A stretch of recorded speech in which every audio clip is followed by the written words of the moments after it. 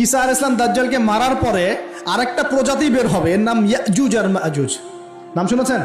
এই যে এই সূরার মধ্যেই আছে, এই সূরা কাহাফের কথা বললাম না, সূরা কাহাফের পিছনের দিকে আছে ইন্না ইয়াজুজ ওয়া মাজুজ মুফসিদুনা ফিল আরদ।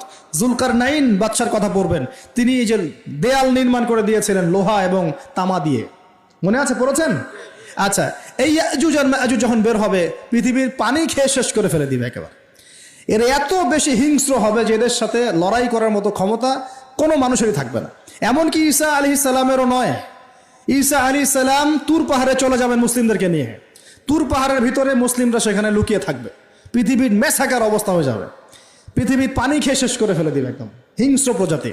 তখন ঈসা আলাইহিস সালাম আল্লাহর কাছে দোয়া করবেন, আল্লাহ এই বিভৎস এই জাতিকে ধ্বংস করো। আল্লাহ রাব্বুল আলামিন তখন ওই ইয়াজুজ আর মাজুজের এই কাঁধে, ঠিক কাঁধের মাঝখানে একটা ভাইরাস জন্ম দিবেন। কি জন্ম দিবেন?